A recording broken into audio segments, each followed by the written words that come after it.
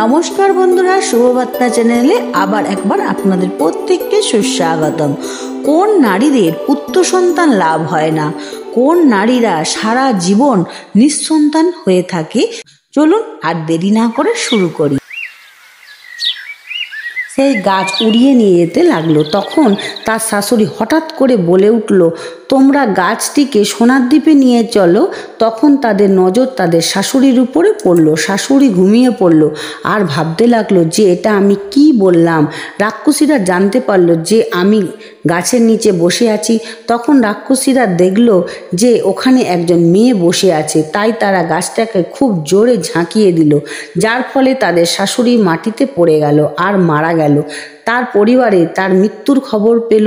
তখন সেখানে সবাই পৌঁছালো। তখন রাধিকা বলল, আমি মাকে বলেছিলাম আর বোঝানোর চেষ্টা করেছিলাম যে ওখানে তুমি যেও না, গেলে মৃত্যু হতে পারে। তবুও সোনার লোভে ওখানে মা গেলই, আর তার ফল সে পেয়েছে। তাই তিনি বললেন, লোভের ফলে রাধিকার শাশুড়ির মৃত্যু হলো, তাই লোভ করা ভালো নয়। কিছুদিন পর রাধিকা একটি পুত্র সন্তান হয় এবং রাধিকা খুব খুশি হয় এবং বাড়িতে কিছু ভোজের আয়োজন করে।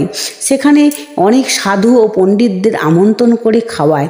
খাবার শেষ করে সাধুরা তাকে অনেক আশীর্বাদ দিল।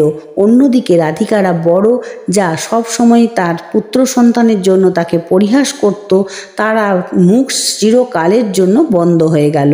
এরপর ভগবান বিষ্ণু দেবী লক্ষ্মীর দিকে তাকিয়ে বলল, আমার গল্প এখানেই শেষ। তোমার প্রথম প্রশ্নের উত্তর ছিল কোন মহিলার পুত্র সন্তান নেই কিংবা তাকে সারা জীবন নিঃসন্তান হয়ে থাকতে হয়।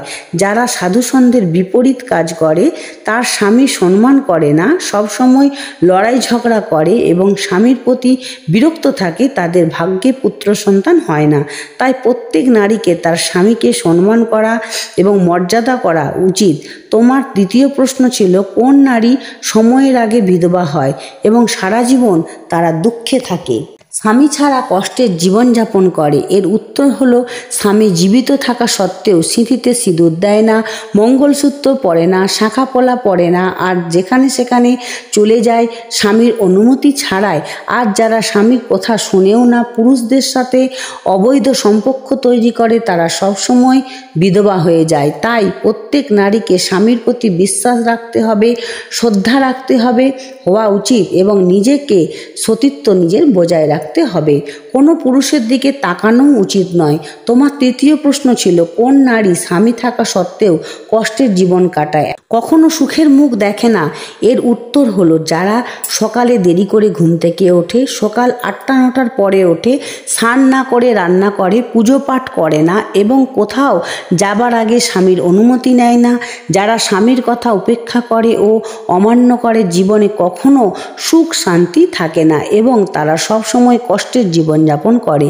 এই জন্য সৎ স্ত্রীকে তার চরিত্রে সৎ থাকতে হবে এবং দায়িত্ব পালন করতে হবে। তাকে সকালবেলা স্নান করে পুজো পাঠ করে তারপর রান্না করতে হবে। এর পাশাপাশি মা লক্ষ্মীর পুজো করা উচিত, যাতে মা লক্ষ্মী সন্তুষ্ট হন এবং ঘরে ধন সম্পত্তি বাড়ে। ভিডিওটি এখানেই শেষ হলো।